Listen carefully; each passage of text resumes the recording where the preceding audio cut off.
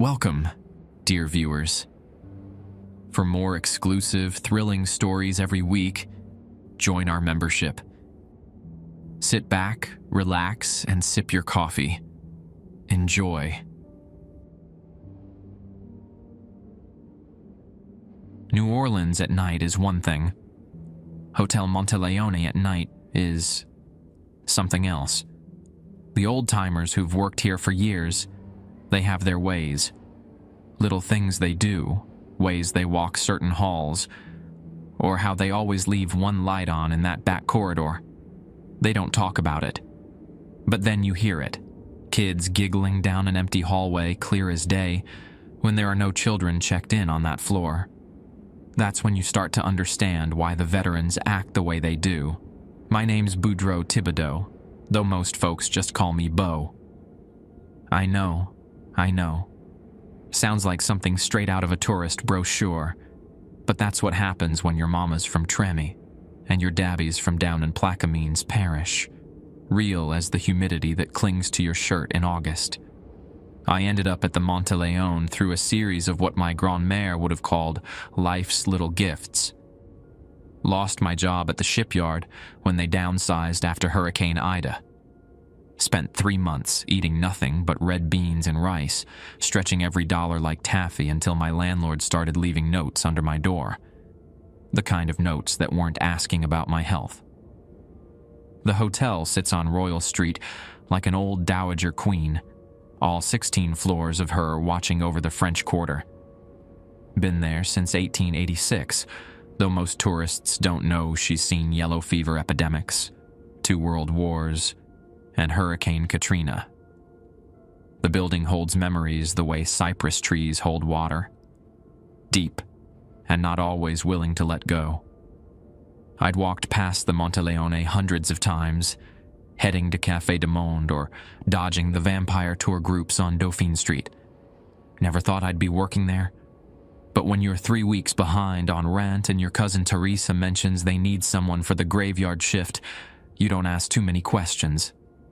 The interview was strange. Not the questions, those were standard. Can you work nights? Do you have experience with difficult guests? But the way the manager, Mrs. Boudreaux, no relation despite the name, kept glancing at the elevator banks. How she walked me through the lobby, but avoided certain areas entirely. And when she handed me the employee handbook, she placed it in my hands like she was passing me something sacred. "Read this tonight," she said, her accent thick with decades of New Orleans living. All of it. Even the parts that might seem unusual. I figured she meant the dress code or maybe some quirky hotel policies. Every old establishment has its quirks. The Roosevelt has its ghosts. The Bourbon Orleans has its spirits. And I assumed the Monteleone just had its own brand of southern eccentricity. That was 3 weeks ago. Now I know why Teresa's voice got quiet when she told me about the opening, why she looked at me with something that might have been pity, and why every morning when I clock out at 6 a.m., I sit in my beaten-up Accord in the parking garage on Royal Street, hands shaking just enough that I need 2 tries to get the key in the ignition. The handbook wasn't about dress codes, it was about survival. My first shift started at 11 p.m. on a Tuesday. The lobby still buzzed with late-night revelers stumbling back from Bourbon Street, their laughter mixing with the jazz drifting in from the Carousel Bar. I'd been inside the Monteleone before. Who hasn't grabbed a drink at the revolving bar? But working here felt different, like stepping behind the curtain of the magic show. Mrs. Boudreaux met me at the employee entrance on Iberville Street. She wore the same navy blazer from my interview, but tonight her smile seemed forced, painted on like lipstick over worry lines. "You read the handbook?" she asked, her keys jingling against the metal door. "Yes, ma'am. I'd read it 3 times, actually. Most of it made sense. Standard hotel policies about guest privacy, emergency procedures, cleaning protocols, but there were other pages, sections that seemed different, written in a different font, almost like someone had typed them on an old typewriter and photocopied them into the manual. She studied my face for a moment, then nodded. Good. Come on. I'll introduce you to Evangeline. She's been working nights here for 15 years. She'll show you the ropes. We took the service elevator to the 10th floor. The mechanical hum filled the small space, and I noticed Mrs. Boudreau kept her eyes on the floor numbers, never letting them wander to the corners of the elevator car. "One thing, Beau," she said as we reached our floor. "The handbook sections marked in blue ink. Those aren't suggestions. They're requirements. Follow them exactly." The elevator dinged, and the doors slid open. Evangeline Tran was waiting for us in the hallway. Small woman, maybe 50, with graying hair pulled back in a neat bun. She wore the standard night maintenance uniform, dark blue polo, khaki pants, but something about her posture reminded me of my grandma's church friends, alert, watchful. "This our new boy?" Evangeline asked, looking me up and down. Her accent carried traces of Vietnamese mixed with New Orleans drawl. "He read the blue pages?" Mrs. Boudreau nodded and excused herself, leaving me alone with Evangeline. She waited until the elevator doors closed before speaking. "Okay, Cher.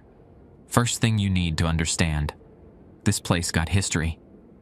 Not the kind they put in the tourist pamphlets. The kind that leaves marks." She started walking down the hall, her rubber-soled shoes silent on the carpet. "You familiar with the French Quarter?" "Born and raised in Treme," I said. "Then you know old buildings hold on to things. The Monteleone's been here since before your great-granddaddy was born. A lot of people lived here. A lot of people died here, too." We stopped at a supply closet, and she pulled out a set of keys. "These are yours. Master key for guest floors, supply rooms, everything except the basement levels. You don't go to the basement. Ever. That's rule number 1 from your blue pages." I nodded, clipping the keys to my belt. "Rule number 2. When you're checking the 14th floor, you knock on room 1474 before you enter the hallway. 3 knocks. Pause. 2 knocks. If you hear someone knock back, you wait 5 minutes before proceeding. If you don't hear anything, you can continue your rounds." "What's in 1474? Evangeline's expression didn't change. "Nothing. That's why you knock." She led me to the service station, a small room filled with cleaning supplies, fresh linens, and a desk with multiple phone lines. A clipboard hung on the wall with a checklist, routine maintenance tasks for the night shift. "Your rounds start at midnight," she continued. "Floors 10 through 15, then the roof access area. Each floor has specific requirements. You'll find them written on cards in your supply cart." She pointed to a wheeled cart loaded with cleaning supplies. "But the most important thing, if you see children in the hallways after 2 a.m., you don't engage with them. You look away and continue your work." Children? Ghost tour groups like to tell stories about the kids who died in the yellow fever epidemic. They say the spirits never left. Evangeline's voice stayed matter-of-fact, like she was discussing the weather. "Most of that's tourist nonsense. But sometimes you'll hear voices, laughter, little feet running down empty corridors. You ignore it." She pulled a small notebook from her pocket and handed it to me. "This is yours now. Previous night shift worker left it. Has notes about each floor, things that work better than what's in the handbook. Read it when you get a chance." The notebook felt warm in my hands, worn smooth from years of handling. I flipped it open to find pages covered in different handwriting, observations, timestamps, warnings scribbled in margins. "One more thing," Evangeline said, her voice dropping lower. "If the elevator stops on the 9th floor without you pressing the button, you don't get off. You press the closed door button and continue to your destination. Ninth floor's been closed for renovation for 3 years now. Nobody should be calling that elevator. What happens if you don't get off? Her tone left no room for questions. I'm serious, Beau. Some rules got flexibility, that one doesn't. She glanced at her watch, an old Timex with a stretched band. 11:45. I'll stay with you for your first round. Make sure you understand the procedures. After that, you're on your own until 6 a.m. As we prepared to leave the service station, I noticed something written in pencil on the door frame. Small text, almost hidden behind the door when it was open. Remember, they're not gone, just waiting. Evangeline caught me looking. Previous night worker wrote that. Guy named Marcus. Lasted 8 months before he transferred to day shift. She picked up her own set of keys. Let's hope you do better. The clock on the wall showed 11:58 p.m. Almost time for my real education to begin. The elevator climbed to the 10th floor with mechanical precision, each floor marked by a soft ding. Evangeline stood beside me, checking her watch every few seconds. The supply cart we'd loaded rattled softly with each vibration of the building's old bones. First rule about the 10th floor, she said as the doors opened. You always announce yourself when you enter the hallway. Not loud, just clear. Maintenance, starting rounds. Like that. The hallway stretched before us, lit by wall sconces that cast amber pools of light every few feet. The carpet showed its age, burgundy with gold thread that had faded to brown in the high traffic areas. Room numbers gleamed in brass, each one polished to a mirror shine. Maintenance, starting rounds, I called out, feeling foolish. Evangeline nodded approval. Good. Now we check each room that's supposed to be empty. Housekeeping leaves a card on the door if there's a guest inside. No card. We go in. We worked our way down the hall. Most rooms were occupied, little white cards tucked into the door frames. But room 1018 stood empty. Evangeline showed me how to use the master key, how to prop the door open with the cart, how to quickly check that everything was in order. You're not cleaning, she explained as I picked up a towel from the bathroom floor. Night maintenance is about security, making sure nobody's where they shouldn't be, making sure everything that should be locked stays locked. The work felt straightforward enough. Check empty rooms, test window latches, ensure balcony doors were secure. We finished the 10th floor in 20 minutes. 11th floor is the same routine, Evangeline said as we rode up. But starting tonight, you'll notice something different about the sounds. The doors opened, and I understood what she meant immediately. The 11th floor felt quieter than the 10th, but not in a peaceful way. More like the building itself was holding its breath. Our footsteps seemed muffled, absorbed by the carpet and walls. The original hotel only went to 11 floors, Evangeline explained as we began our checks. Everything above that got added later. Different foundation, different personality. We were halfway through our rounds when I heard it. A soft thump from somewhere behind us, like a door closing. I turned, but the hallway remained empty. You heard that? I asked. Heard what? Another thump, this time from the other direction. Evangeline kept working, checking the lock on room 1142 without seeming to notice anything. The thumping sound. She paused, key halfway to the next door. You hear thumping, you ignore it. That's not written in the blue pages, but it should be. Old buildings make noise. Pipes settling, wood expanding, guests moving around. You learn to tune it out. But as we continued, the sounds grew more distinct. Not random settling noises. Rhythmic, like someone walking in heavy boots, matching our pace but staying just out of sight. When we stopped, the footsteps stopped. When we moved, they resumed. "Evangeline." My voice came out tighter than I'd intended. "Focus on the work, Beau. Check that door latch." I forced myself to concentrate on the brass handle, testing its security. The footsteps continued, now clearly coming from the direction we'd already checked. Heavy, measured steps on carpet that should have muffled any sound. We finished the 11th floor without incident, unless you counted the growing certainty that something was following us just outside our line of sight. The elevator ride to the 12th floor felt like a relief until Evangeline spoke again. 12 floors where things get interesting. This is when you start paying attention to your watch."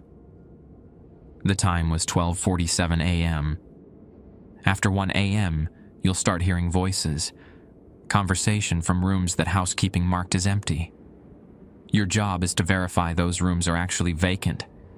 If you find someone inside who shouldn't be there, you call security. If you find the rooms empty but still hear voices. She shrugged.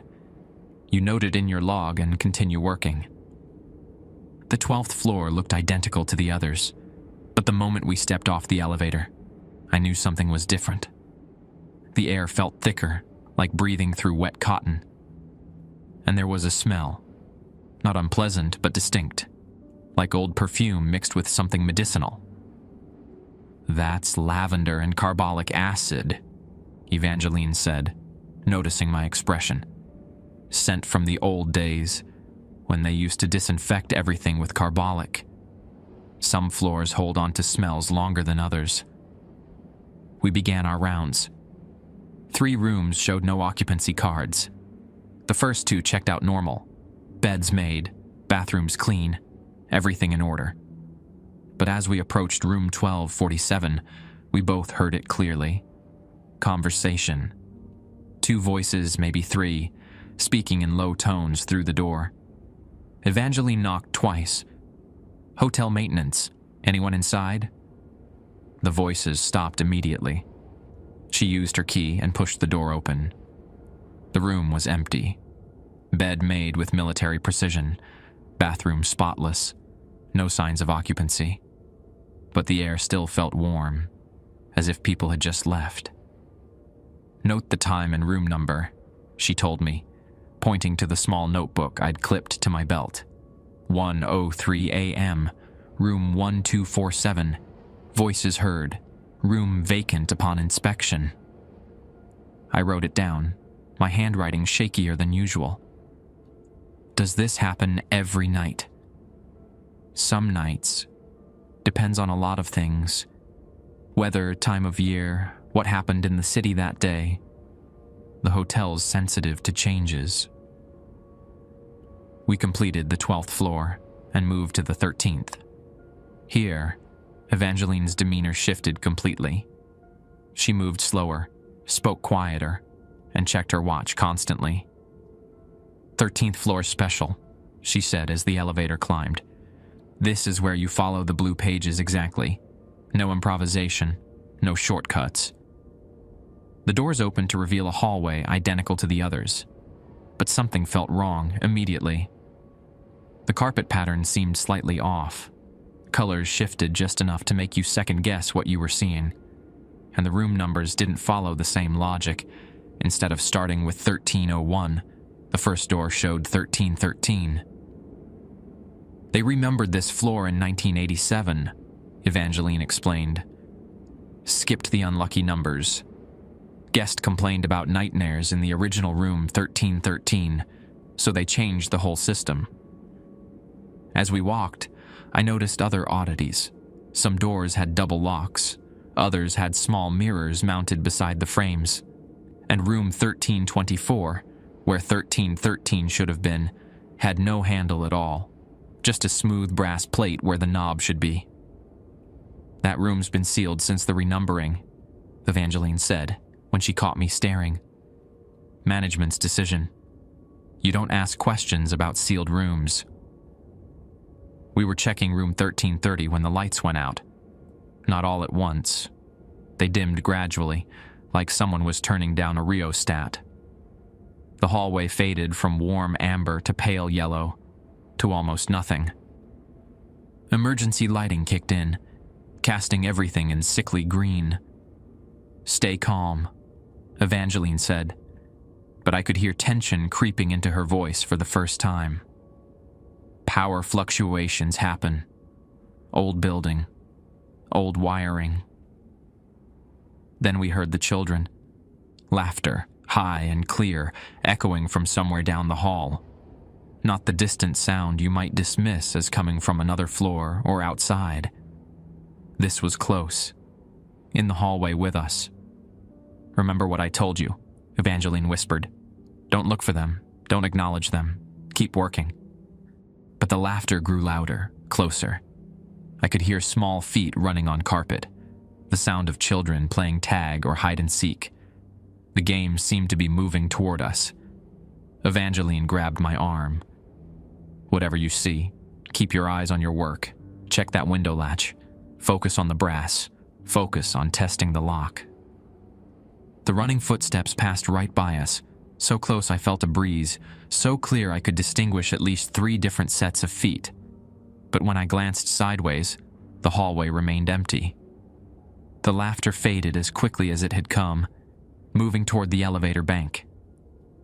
I heard the ding of arriving cars, doors opening and closing, but when I looked, no elevators were moving. "Good," Evangeline said, her voice steady again. "You followed instructions. That's how you survived the 13th floor." The regular lighting flickered back on, and she resumed her work as if nothing had happened, but I noticed her hands shaking slightly as she checked the next door. "How long has this been going on?" I asked. "Depends who you ask. Hotel's been documenting irregularities since the 1920s, but the current system, the Blue Pages, that started in 1987. Same year they renumbered this floor. We finished the 13th floor in silence, both of us glancing at our watches as 2 a.m. approached. As we waited for the elevator, Evangeline turned to me. "You did well. Most new people panic the first time they hear the children. But remember, tonight was easy. This was them checking you out, seeing how you'd react. Real tests come later." The elevator arrived, and as the doors closed behind us, I caught a glimpse of something in the hallway mirror. Small figures, translucent as morning mist, waving goodbye. The 14th floor elevator button felt colder than the others. Evangeline pressed it with her knuckle instead of her fingertip, a habit I was beginning to recognize as one of her small protective rituals. "This is where we separate," she said, as the car climbed past the 13th floor. "I handle 15 and 16 while you take 14. Solo work from here on." My stomach dropped faster than the elevator had risen. Tonight? On my first shift. Better to learn when I'm still in the building. Radios clipped to your belt if you need help, but... She paused, choosing her words carefully. "Some things on 14, you handle alone or not at all." Too many voices confused the situation. The elevator stopped with a soft chime. Through the gap in the doors, I could see the hallway beyond, longer than the others, with more doors spaced further apart. The lighting seemed dimmer too, though that might have been my nerves. "Remember the protocol for 1474, Evangeline said. 3 knocks, pause, 2 knocks. If something knocks back, you wait 5 minutes. If nothing responds, you continue. And Bo?" She looked at me directly. "If the door to 1474 is open when you arrive, you call me immediately. Don't enter that hallway. Don't investigate. Just call." The elevator doors began to close. "What's in 1474? I asked quickly. "Nothing," she said, her voice fading as the car descended. "That's the whole problem." I stood alone in the 14th floor hallway, supply cart beside me like a faithful dog. The silence here felt different from the floors below. Not empty, but expectant. Like a theater before the curtain rises. I pulled out the previous worker's notebook and flipped to the section marked Floor 14. The handwriting changed here, becoming smaller, more hurried. Door sounds. Ignore them. Knocking comes from inside walls, not rooms. Don't try to find the source. Room 1474 protocol is not optional. Sometimes you hear crying from 1474. This is normal. If crying stops when you knock, wait 10 minutes instead of 5. Elevator will sometimes open on this floor by itself around 3 a.m. When this happens, don't look inside the car. Press the call button to send it away. Below that, in different ink, guest in 1461 complained about child's footprints appearing in bathroom mirror after showers. Housekeeping found no evidence. Told management it was condensation patterns. Sometimes lying is part of the job. I started my rounds at the far end of the hall, working my way toward room 1474. The first few rooms checked out normally. Empty beds, secured windows, everything in order. But as I moved closer to 1474, details began to feel off. Room 1468 had 2 glasses on the nightstand, both half full of water that looked like it had been sitting for days. Film on the surface, sediment at the bottom, but the room was marked as cleaned and vacant. Room 1470 smelled like birthday cake. Sweet frosting and vanilla, so strong it made my teeth ache. I checked every inch of that room. Bathroom, closet, under the bed. Nothing. No evidence of food, no explanation for the scent. Room 1472 had a music box on the dresser. Small thing, silver with a tiny ballerina frozen mid-pirouette. According to hotel policy, guest belongings left in vacant rooms were supposed to be cataloged and stored, but this music box wasn't on any inventory list. And when I touched it, the metal was warm like it had been sitting in sunlight. I made notes of everything, trying to keep my handwriting steady. Each room brought me closer to 1474, and the hallway seemed to grow quieter with each step. Not peaceful quiet, the kind that makes you strain to hear what's missing. When I finally reached 1474, I understood why Evangeline had emphasized the protocol. The door looked wrong. Not obviously wrong. Nothing I could point to and explain. But it sat in its frame like a puzzle piece that almost fit. The paint color matched the others exactly, but seemed somehow deeper. The brass number plate gleamed too brightly under the hall lighting. I checked my watch. 2:43 a.m. Time to follow the protocol. 3 knocks. Pause. 2 knocks. I held my breath, counting seconds. 5 passed. 10. 15. No response. I made a note in the log and continued to room 1476. But as I worked, I became aware of a new sound. Faint at first, then gradually clearer. Someone humming. A child's voice, high and sweet, humming a lullaby I recognized but couldn't place. The sound was coming from the direction of 1474. I tried to focus on my work, testing window latches and checking closets. The humming continued, sometimes fading to almost nothing, sometimes growing clear enough that I could pick out the melody. Frère Jacques, I realized.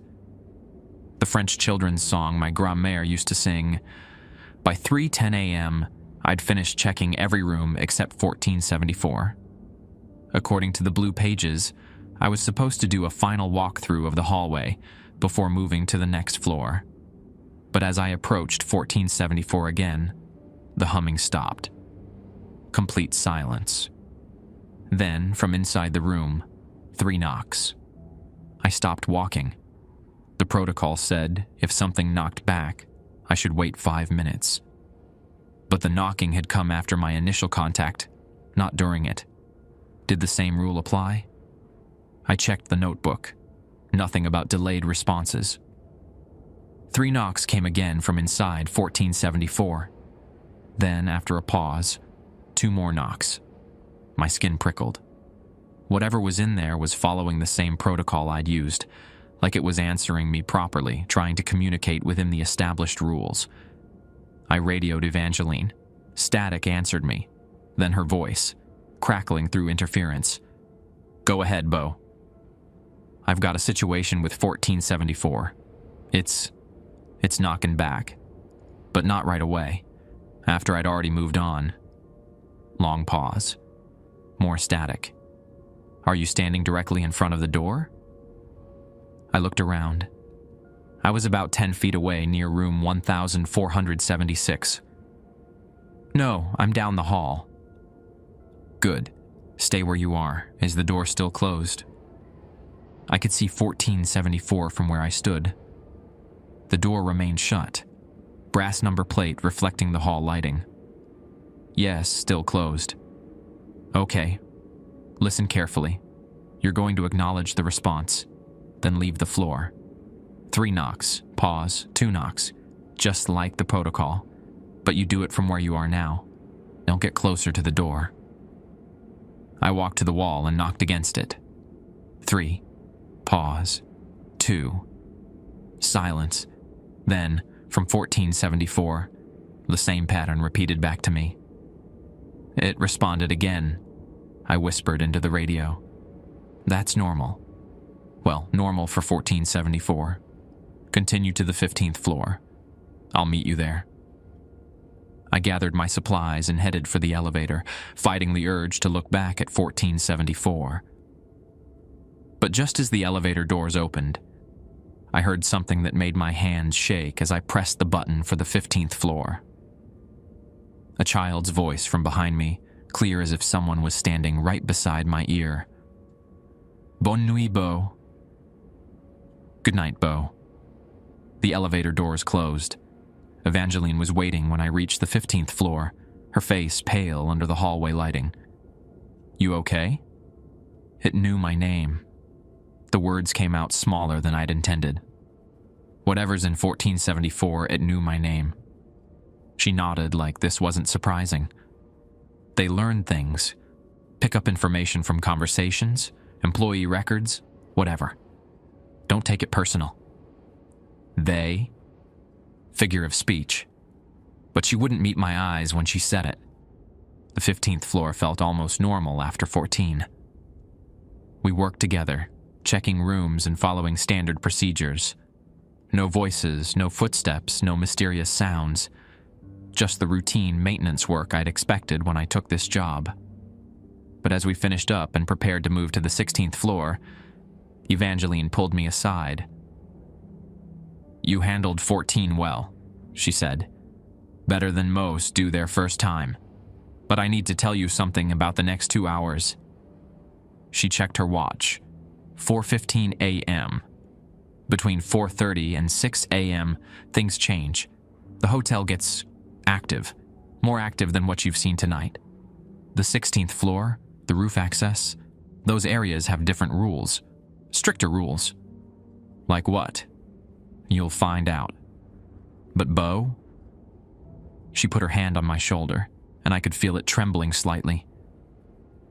Whatever happens in the next 2 hours, remember that you're an employee. You belong here, you're doing your job. That protects you, but only if you follow the rules exactly. What does that mean? It means some of the things you might see. They're not supposed to interact with hotel staff, but they will test you. Try to get you to break protocol. The moment you step outside your role as maintenance worker, the moment you try to help or investigate or get curious. She shrugged. Well, let's just say there's a reason we go through a lot of night shift people. The elevator arrived, and as we rode up to the 16th floor, I thought about what she'd said. Test me how? And what exactly happened to the night shift workers who didn't follow the rules? As the doors opened onto the top floor, I had the sinking feeling I was about to find out. The hallway stretched before us, but this time it looked different. Wrong. The carpet pattern seemed to shift when I wasn't looking directly on it, and the room numbers appeared to be moving, rearranging themselves like letters in alphabet soup. "Welcome to the real Hotel Monteleone," Evangeline said softly. "This is where your education really begins." The 16th floor violated every rule of architecture I'd ever known. Room numbers shifted like living things. 1604 became 1640 when I blinked, then changed again to 1614 while I watched. The burgundy carpet rippled underfoot, patterns flowing like water across the hallway floor.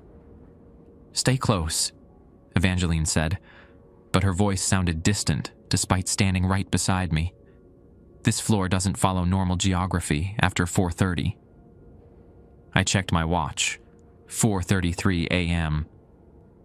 The numbers glowed green in the dim light, but the seconds hand moved in stuttering jerks, sometimes backward.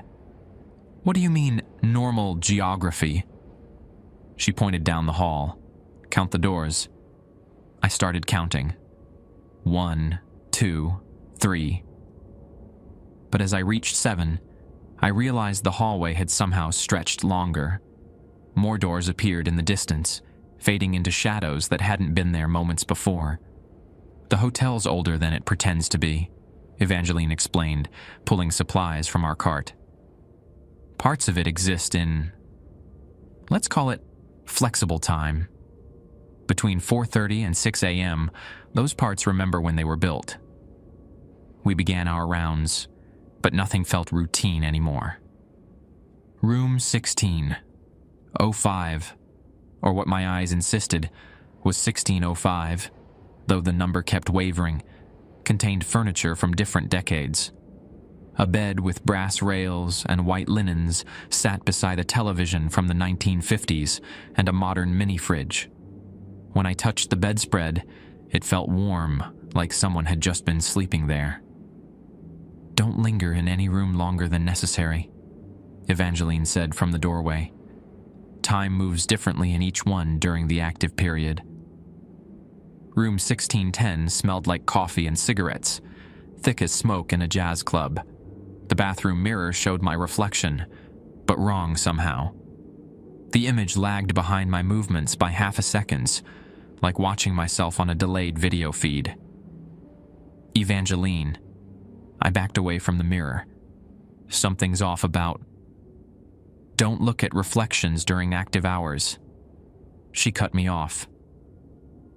"Mirrors show what was, not what is.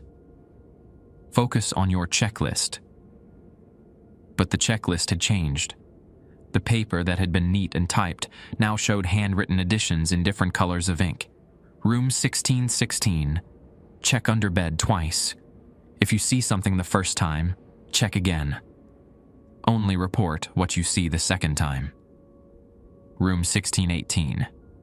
If guest complains about water temperature, tell them the pipes are original to the building.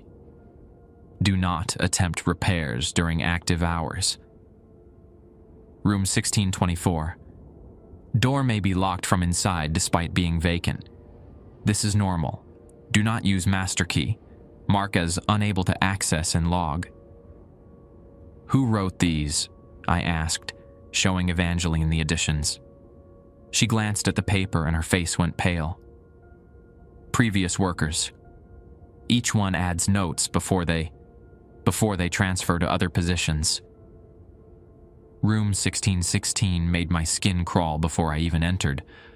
The air tasted metallic, like sucking on old pennies. Following the instructions, I knelt and looked under the bed. Nothing unusual, just carpet and dust bunnies. But when I checked a second time, something was different. A darkness under there that seemed too deep, like the space extended much further than the dimensions of the room allowed. I marked clear in my log and moved on quickly. Room 1618's door stood slightly ajar despite being listed as vacant. I could hear water running inside, not a leak, but someone running a bath. The sound of water filling a tub, splashing gently. "Hotel maintenance," I called through the crack. "Anyone inside?" The water sound stopped. I waited 30 seconds, then used my key to open the door fully.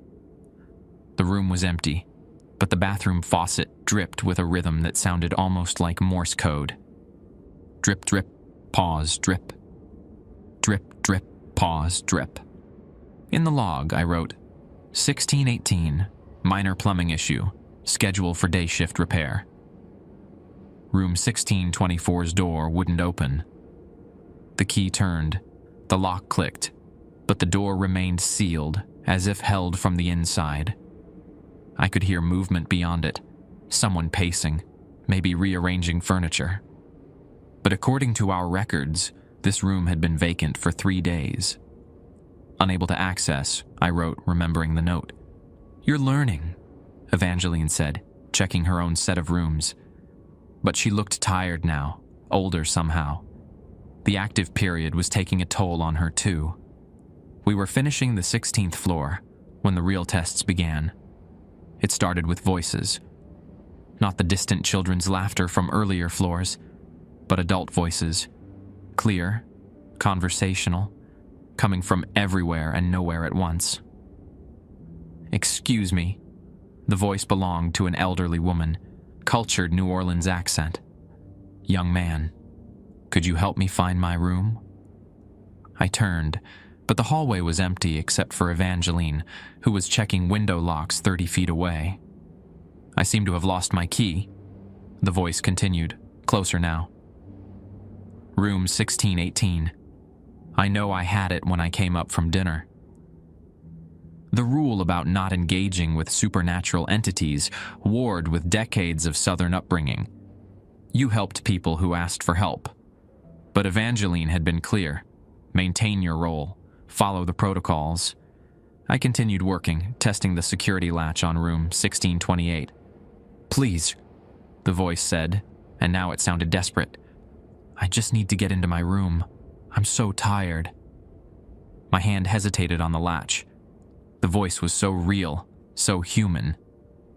But when I glanced toward the sound, I saw something that made my stomach clench. A shimmer in the air, vaguely person-shaped, standing near room 1618. Not quite transparent, but not quite solid either. "You can see me," the voice said, surprised. "Most of them can't anymore. Please, I just want to go home." I forced myself to continue working, but the presence moved closer. The temperature dropped 10 degrees in the space of a heartbeat. "Why won't you help me?" The voice had changed, becoming sharp with anger. "I was a guest here. I paid for my room. I deserve service." "Ignore it," Evangeline called from down the hall, but her voice sounded strained. "Finish your tasks." "I can make this difficult for you," the presence said, and furniture began moving in the rooms around me. Chairs scraping across floors, drawers slamming open and shut, beds creaking like someone was jumping on them. But I kept working, checked the latch, tested the window, moved to the next room. The sounds grew louder, more violent, but I maintained my routine. Finally, the presence spoke again, but the anger had been replaced by something like respect. "You follow the old agreements. Good. That's good." The sounds stopped. The temperature returned to normal. When I looked, the shimmer was gone. "Well done," Evangeline said, appearing at my elbow. "That was Mrs. Boudreau, Gladys Boudreau. She died in room 1618 in 1987. Heart attack in her sleep. Sometimes she forgets she doesn't need a key anymore. Why couldn't I help her?" "Because she's not really asking for help. She's testing whether you understand your place here. The agreements between the hotel and its permanent residents require that staff maintain boundaries, help the living, acknowledge the dead, but don't try to solve problems that aren't yours to solve." We finished the 16th floor in silence. My watch showed 5:15 a.m. when we reached the roof access stairway. Only 45 minutes left in my shift. But something about Evangeline's expression told me the hardest part was still ahead. "Roof access is the final test," she said, pulling a different set of keys from her pocket. "Everything you've learned tonight, all the protocols and rules, they culminate up there." "What's on the roof?" "The original hotel. The part that was here before the rest got built around it. It's..." She searched for words. "Think of it as the hotel's memory center, where all the rules started." She unlocked the roof access door, and a wind that smelled like rain and old roses flowed down the stairwell. "Whatever you see up there," she said, "remember that you're Beau Thibodeau, night maintenance worker, Hotel Monteleone. You have a job to do. That identity protects you, but only if you never forget who you are and why you're here." We climbed the narrow stairs toward whatever waited above. Each step felt heavier than the last, and I could hear something in the wind now. Music. Jazz from decades past, played on instruments that had been silent for generations. At the top of the stairs, a door marked "Roof Access, Authorized Personnel Only," waited for us. Beyond it lay the heart of the Hotel Monteleone's mysteries. The roof access door opened onto something that shouldn't have existed, where I expected to find a typical hotel rooftop, air conditioning units, maintenance equipment, maybe a few chairs for staff breaks. I found instead a replica of the Hotel Monteleone's original lobby. Not a renovation or reconstruction, but the actual lobby from 1886, somehow existing 16 floors above the current one. Gas lamps flickered along the walls instead of electric lighting. A mahogany reception desk dominated the space, its brass fittings polished to mirror brightness, despite over a century of weather exposure. Behind the desk, room keys hung on numbered hooks, swaying gently in the wind that carried the scent of Mississippi River mud and horse-drawn carriages. "Welcome to the Rio Monteleone," Evangeline said, stepping onto the vintage carpet that somehow remained pristine despite being completely exposed to the elements. "This is where it all started, where the agreements were first made." The jazz music I'd heard in the stairwell was clearer now. A full band played somewhere in the shadows beyond the lobby area.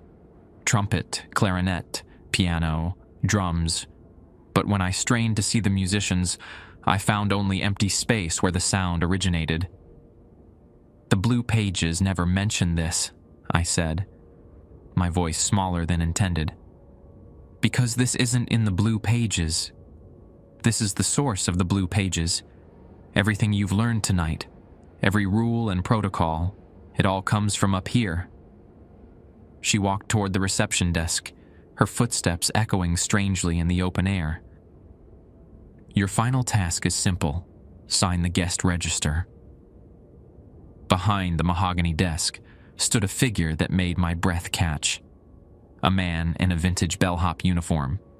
Burgundy jacket with gold braiding, white gloves, brass buttons that reflected the gaslight. But his face was wrong. Not disfigured or monstrous, just empty. Like someone had erased his features with a careful hand, leaving only smooth skin where eyes and nose and mouth should be. "Good evening, Mr. Thibodeau," the bellhop said, his voice emerging from that featureless face with perfect clarity. "We've been expecting you." Evangeline nodded encouragingly. "Go ahead, Beau. Sign the register. That's how new employees are officially added to the night maintenance roster." I approached the desk slowly. The guest register lay open, its pages yellow with age. Names filled the columns, some in ink so faded they were barely legible, others fresh as if written moments ago. I recognized several signatures. Previous night shift workers whose names appeared on the schedule board downstairs. "All I have to do is sign."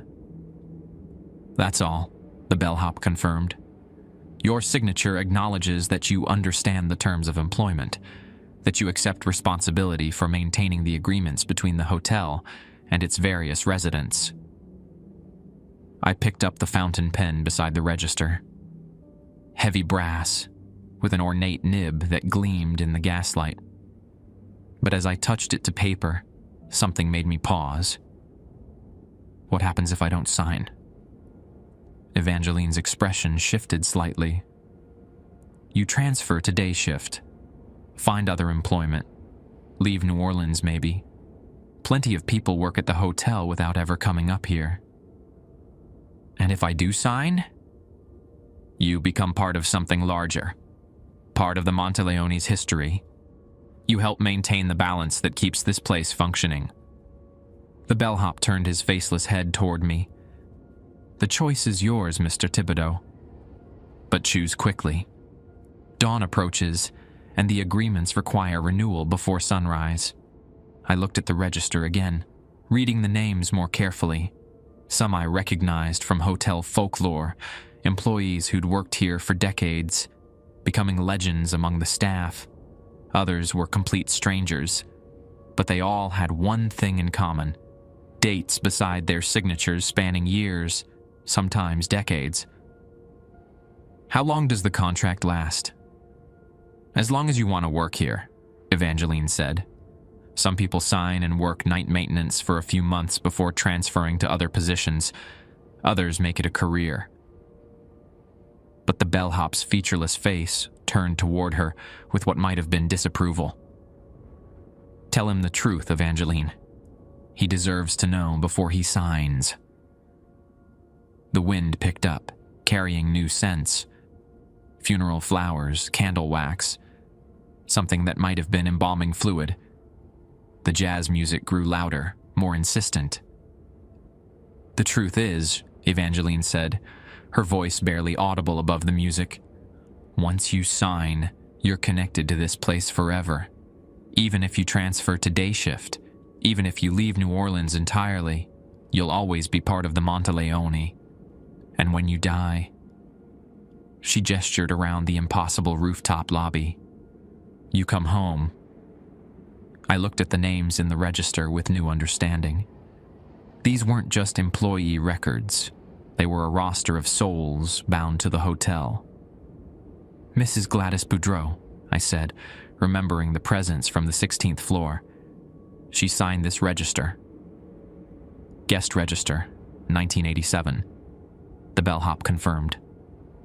Different book, same principle.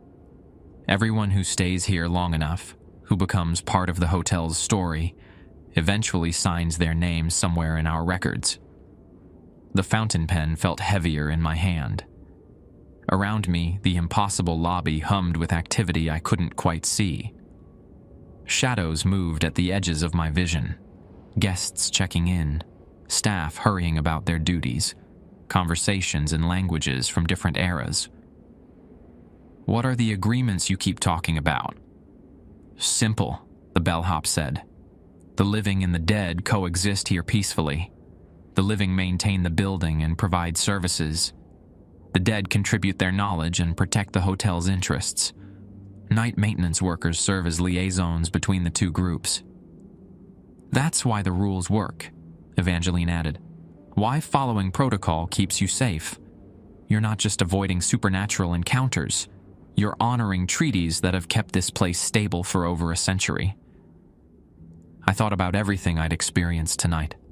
The children's laughter on the 13th floor, the knocking from room 1474, Mrs. Boudreau's test on the 16th floor. Not random hauntings, but organized interactions governed by established rules. And if I don't sign, if I walk away right now, you'll remember tonight as a strange dream, the bellhop said. The hotel will release its hold on your memory, and you'll transfer to a different department. No hard feelings, no consequences. But, Evangeline said quietly, you'll never know the whole truth. You'll spend the rest of your life feeling like you missed something important, something that could have changed everything. The jazz band reached a crescendo, and suddenly I could see them. Translucent figures in the 1920s evening wear, playing instruments that gleamed like starlight. They were beautiful and terrible, their faces showing joy and sorrow in equal measure. "We need an answer, Mr. Thibodeau," the bellhop said. "The sun rises in 20 minutes. If you're going to sign, it must be now." I looked at the fountain pen, at the register, at Evangeline's hopeful face. Then I looked east, where the first pale hints of dawn were beginning to lighten the sky above Lake Pontchartrain. "Tell me one thing," I said. "Are the people who signed this register happy? Do they regret their choice?" The bellhop was quiet for a long moment. When he spoke, his voice carried a different quality, more human, less official. "That depends on what makes them happy. Some find purpose in maintaining the balance between worlds. Others discover that death isn't the ending they feared. A few become powerful in ways they never imagined." He paused. "But some do regret it. Some spend decades wishing they'd chosen ordinary lives."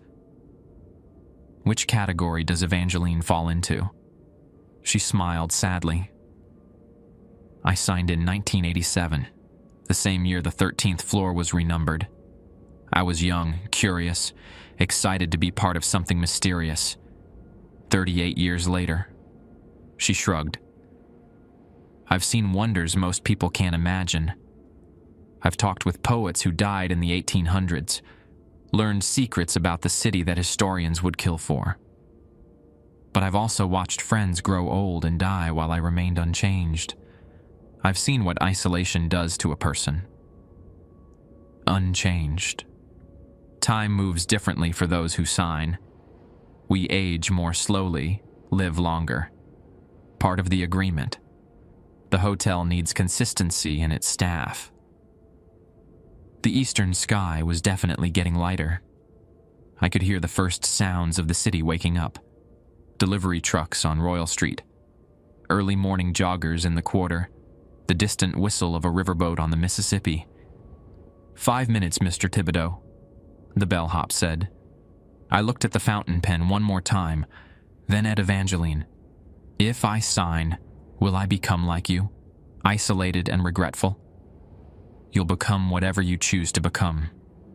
The hotel gives you options, but it doesn't make your choices for you." The jazz band played their final notes, the music fading into the wind. The gas lamps began to dim as dawn approached. Around us, the impossible lobby started to feel less solid, more like a dream that was ending. "Time's up," the bellhop said. I made my choice. I set the fountain pen down beside the register and stepped back from the desk. "I'm sorry," I said. "I'm not ready for this. Not tonight." The bellhop nodded, his faceless head somehow conveying understanding. "A wise decision. Few people are ready their first night." "First night?" I asked. "Oh, yes," he said, and I could hear the smile in his voice. "The offer doesn't expire, Mr. Thibodeau. The next time you work night maintenance, next week, next month, next year, you'll find your way back here. Eventually, everyone who belongs here finds their way to the register." Evangeline put her hand on my shoulder.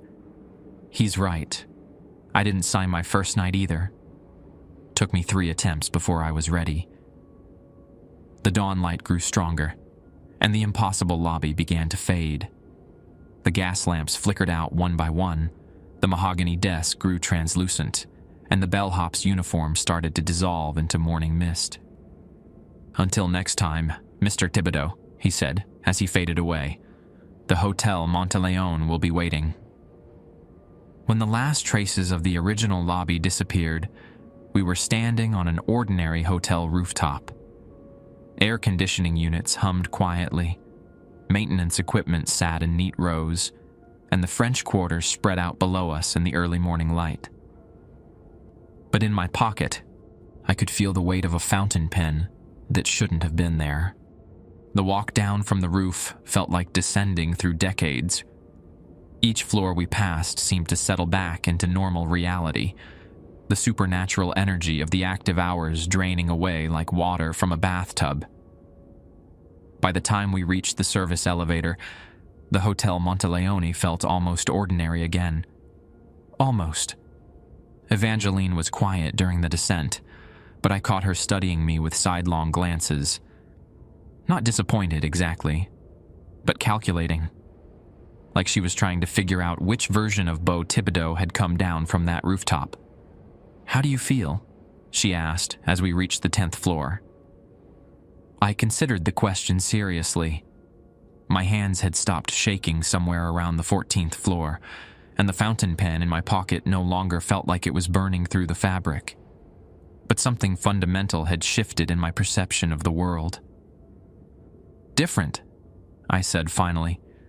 "Like I've been reading a book my whole life, and someone just showed me there are chapters written in invisible ink." She smiled at that. Good description.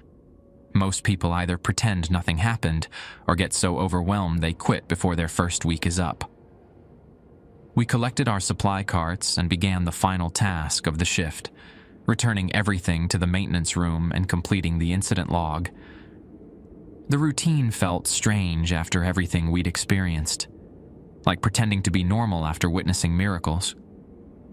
"The incident report," I said, holding up the clipboard. "What exactly am I supposed to write?" "The truth within reason. Document the room anomalies, the sounds you investigated, the maintenance issues you found. Just," she gestured vaguely, "frame it in hotel-appropriate language." I looked at my notes from the night. Room 1474 had knocked back when I'd followed protocol. Mrs. Boudreau had tested my resolve on the 16th floor. The roof had contained an impossible replica of the original hotel lobby. I wrote, "Room 1474. Reported sounds investigated. Determined to be settling in adjacent walls. Recommend acoustic inspection." Floor 16. Guest complaint regarding room temperature investigated. No mechanical issues found. Roof access area. Completed security check. All equipment functioning normally. "Perfect," Evangeline said, reading over my shoulder. "You're learning the balance between honesty and practicality." As I finished the paperwork, she prepared 2 cups of coffee from the break room machine. The coffee was terrible, bitter and weak, but it was warm and normal and human. I wrapped my hands around the cup and let the heat seep into my palms. "Can I ask you something?" I said. "Shoot." "When you first came up here back in 1987, what made you finally sign the register?" Evangeline sat down heavily in one of the plastic break room chairs. In the fluorescent lighting, I could see the weight of decades in her face. Not physical aging. She looked maybe 40 despite claiming to be well past 50, but the accumulation of too much knowledge. "Loneliness," she said simply. "I'd been working here 6 months, seeing things that I couldn't talk about with anyone who hadn't experienced them. My family thought I was losing my mind. My friends stopped calling because every conversation turned into me trying to hint at mysteries I couldn't explain." She sipped her coffee and made a face at the taste. "The night I signed, I'd just found out my sister was getting married. She hadn't invited me to be a bridesmaid because she was worried I'd act strange during the ceremony.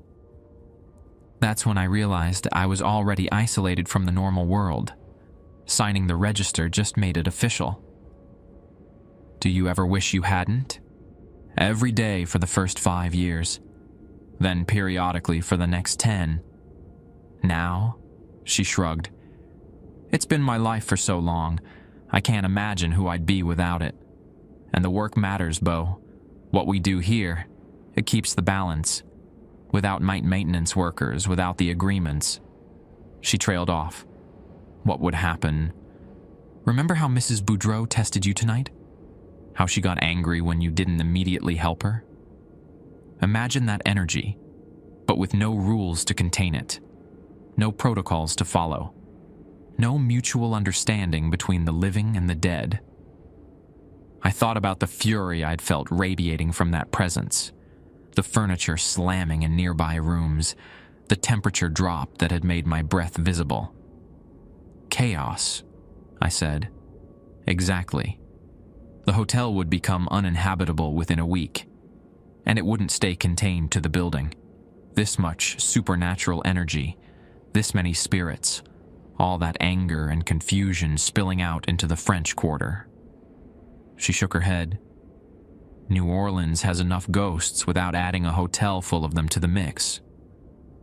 The clock on the wall showed 5:45 a.m. 15 minutes left in our shift, and the building felt different already. Calmer. The supernatural tension that had hummed through the walls during the active hours was fading, replaced by the ordinary sounds of a hotel waking up, kitchen staff arriving for breakfast prep, early housekeeping shifts beginning their rounds. Speaking of which, Evangeline said, there's something you should know about your choice tonight. I looked up from my coffee. What do you mean? Not signing the register doesn't mean you're free from the hotel's influence. You've been exposed to too much, learned too much. The ordinary world is going to feel different now. As if to demonstrate her point, I became aware of sounds I hadn't noticed before. Conversations happening on floors above and below us. Footsteps in corridors that should have been empty. The subtle creaking of a building that housed more than its registered guests. You'll start noticing things in other places too, she continued. Old buildings, cemeteries, anywhere with enough history and enough pain. The sensitivity doesn't just go away because you walk out that door. Are you trying to scare me into signing next time? I'm trying to prepare you for what comes next, because there will be a next time, Beau. Maybe not next week, maybe not next month, but eventually you'll find yourself back on that rooftop. And each time, the choice gets harder. Harder how? Because the normal world starts feeling less real. Because you'll meet other people who've signed, who've chosen the hotel over ordinary life, and you'll see what you're missing. Because... She paused, choosing her words carefully. Because some of the benefits start applying even if you don't sign. Extended life, enhanced perception, protection from certain kinds of harm. The hotel takes care of its own, even the ones who haven't made it official yet. I felt the fountain pen shift in my pocket, a reminder of mysteries I'd barely begun to understand. How many times did you refuse before you signed? 3. First time I was too scared. Second time I was angry. Felt like I was being manipulated. Third time I realized I was already part of the hotel's story whether I signed or not. At least making it official came with benefits. A new sound echoed through the building, the ding of elevator doors opening in the main lobby.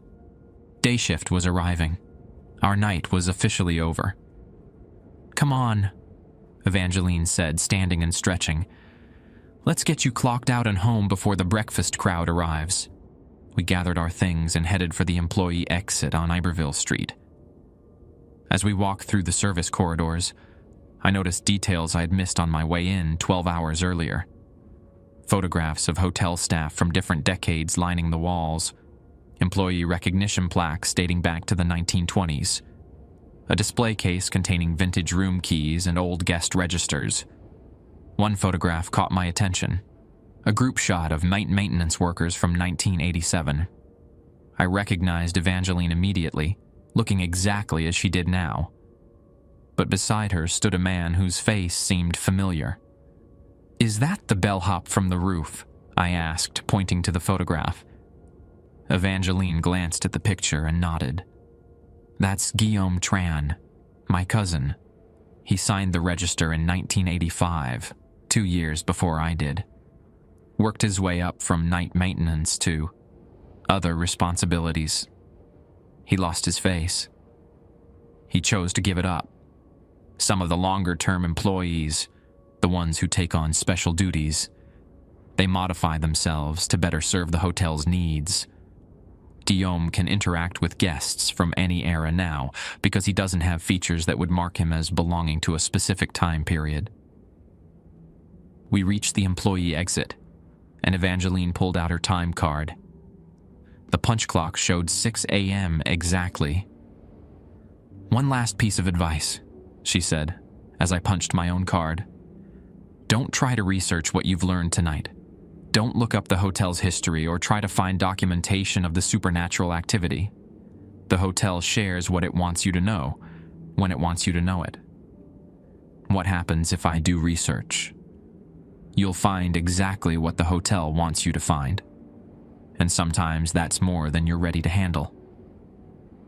She pushed open the door, and morning light flooded the narrow alley.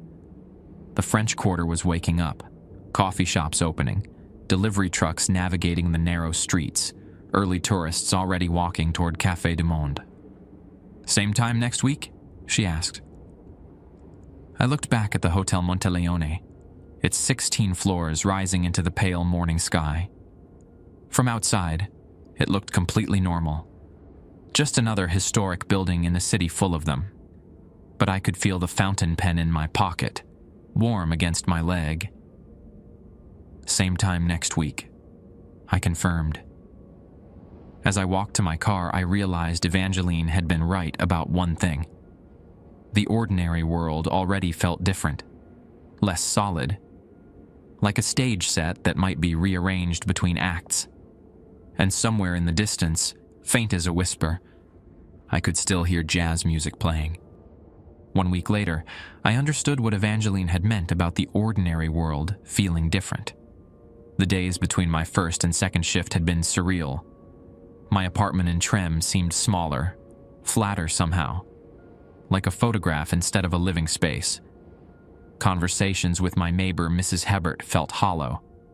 She'd talk about her garden, or complain about tourists, and I'd find myself listening for undertones that weren't there, watching for movements in my peripheral vision that never materialized. But walking back into the Hotel Monteleone on Tuesday night, everything snapped into sharp focus. The building hummed with energy I could feel in my bones. Voices whispered in languages I didn't recognize. Shadows moved with purpose instead of following their light sources.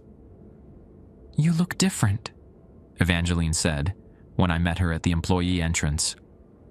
She studied my face with the same intensity she'd used to examine the incident reports. More aware. "Everything's louder," I admitted. "Not sound exactly, but presence. I can feel when someone's in a room 3 floors above me." She nodded like this was expected. "Sensitivity develops fast once you've been exposed to the real hotel. How have you been sleeping?" "Strange dreams. Conversations with people I don't recognize, in places that don't exist." I pulled the fountain pen from my pocket. I'd carried it every day since last Tuesday, unable to explain why. "And this thing keeps writing by itself." Evangeline's eyebrows rose. "Writing what?" "Names, dates, sometimes just single words."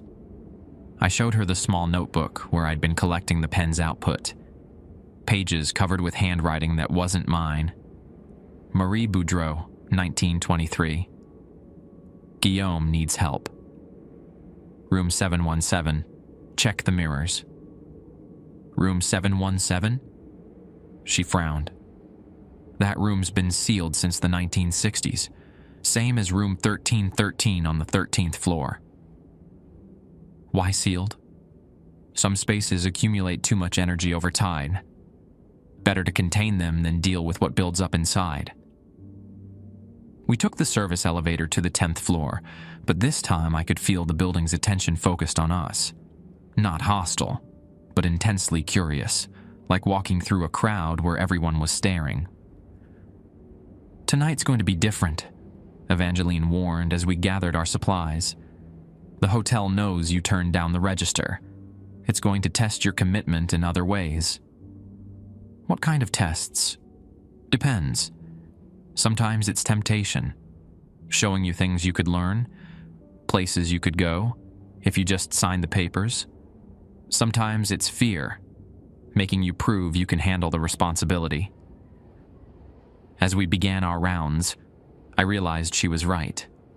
The supernatural activity felt more focused, more intentional. The children's laughter on the 13th floor followed us down the hallway, staying exactly 20 feet behind like an escort. When we checked empty rooms, I could see impressions of previous occupants. Not full ghosts, but traces of lives lived and ended within those walls. Room 1018 showed me a woman in 1940s clothing, sitting at the vanity and applying lipstick with careful strokes. She looked up when I entered, smiled, and faded away like smoke. Room 1142 contained the scent of pipe tobacco and the sound of jazz records playing on an old Victrola. When I followed the protocol and checked the windows, I glimpsed a man in a white linen suit reading a newspaper dated August 15th, 1955. "You've seen the hotel's memory layers," Evangeline explained when I described the experiences. "Most people need months of exposure before they develop that level of perception." "Is that good or bad?" "Depends on what you do with it." "Not yet. You need to understand something." Marie walked to where a modern mirror should have been, but instead touched what looked like empty air. "The hotel's been preparing for something, gathering spirits, strengthening the agreements, building up energy for a purpose most of us don't understand." "What kind of purpose?" "Change. Big change. The kind that affects more than just one building." She turned back to me, her eyes sharp with concern. "They want you to sign the register because they need someone with your particular gifts, someone who can see between times, bridge different eras." The room shimmered, and I caught a glimpse of Evangeline standing in the doorway, looking panicked. But when I blinked, she was gone, replaced by Marie's 1920s surroundings. "How do I get back?" "Let go of the plate." I looked down and realized I was still holding the cornbread, my fingers locked around it like I was drowning, and it was a life preserver. When I forced myself to release it, the modern rooms snapped back into focus with jarring suddenness. Evangeline grabbed my shoulders. "Bo! You've been standing there for 10 minutes, not responding to anything." I looked around. The room was back to its modern configuration, but the meal was gone. No plates, no food, no evidence that anything had been there at all. "I saw Marie Boudreau, my ancestor. She said the hotel is preparing for something big." Evangeline's face went pale. "Marie's been quiet for decades, if she's reaching out directly." She pulled out her radio. "We need to finish the rounds quickly and get you to the roof." "Why?" "Because if the older spirits are making contact, it means the hotel's timeline is accelerating. Whatever they've been planning, it's happening sooner than expected."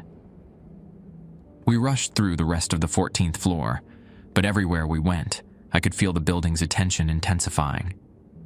Shadows moved with purpose, doors creaked open and closed in sequence like the hotel was breathing, and the fountain pen in my pocket began writing so furiously I could feel it vibrating against my leg.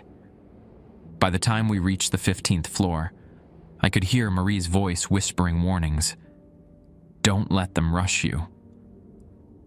The choice has consequences beyond yourself. Remember what happened to Guillaume." "What did happen to Guillaume?" I asked Evangeline as we headed for the roof access. "He signed the register thinking he was just committing to a job. He didn't realize he was volunteering for transformation." She paused at the stairwell door. "The hotel needed someone who could interact with guests from any time period.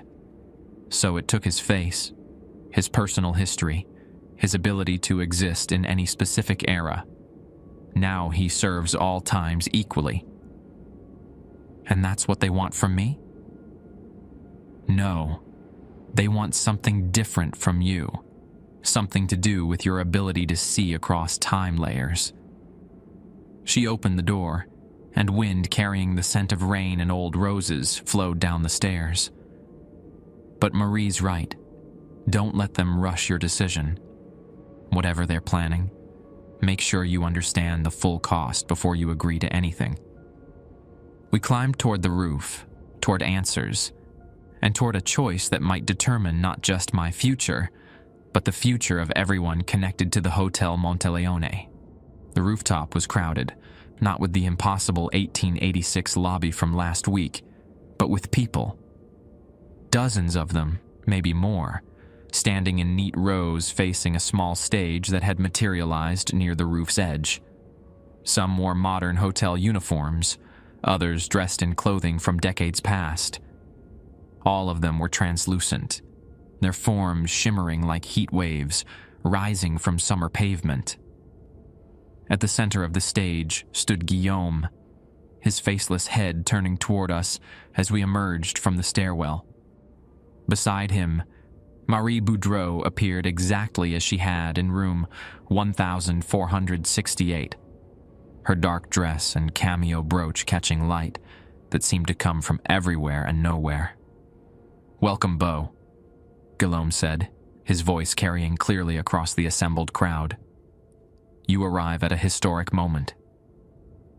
Evangeline grabbed my arm, her fingers tight with worry. "This isn't normal.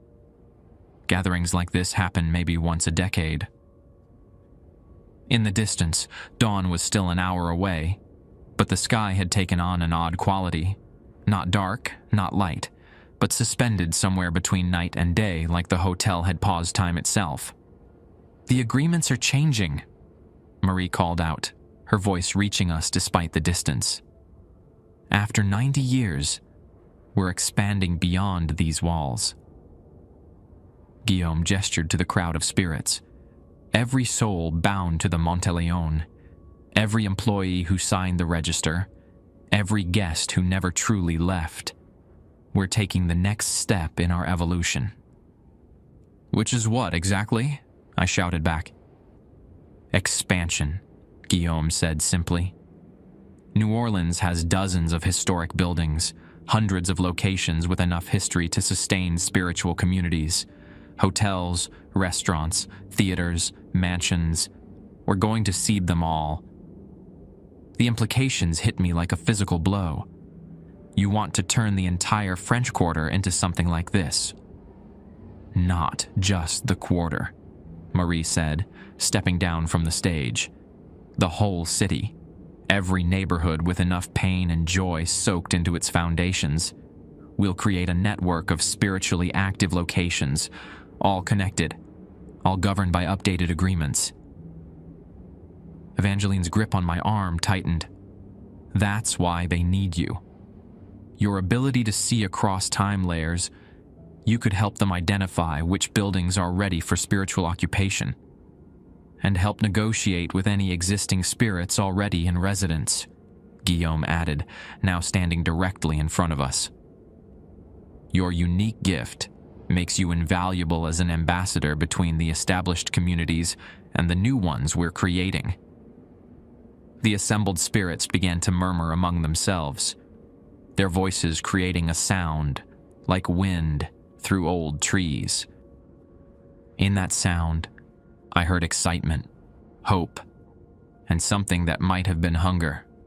"What happens to the living people in those buildings?" I asked. "They adapt," Guillaume said. "Just like hotel guests adapt to our presence here. Most never notice the changes. Those who do usually find the experience enriching." "And those who don't adapt?" "There are always casualties during major transitions." Marie stepped closer, her eyes pleading. "This is why I warned you, child. The scope of what they're planning, the number of lives that will be affected. It's not just about one hotel anymore." I looked at the fountain pen in my hand, then at the assembled spirits, then at Evangeline's worried face. The weight of the decision pressed down on me like the humid air before a storm. "If I sign the register," I said slowly, "I become part of this expansion plan." "You become instrumental to it," Guillaume confirmed. "And if I refuse, you walk away, transfer to day shift, move to another city if you want. We'll find other ways to accomplish our goals." But it will take longer, Marie said quietly. Be messier. More casualties. The eastern sky began to lighten despite being nowhere near dawn. Time was running out, but not in the way I'd expected. I pulled out the fountain pen, felt its weight, and made my choice. I signed the register, but not my name.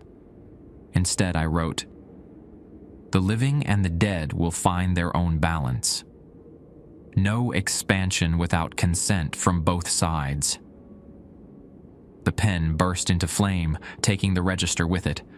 The spirits screamed, whether in anger or approval, I couldn't tell. And in the distance, the real dawn finally began to break over New Orleans.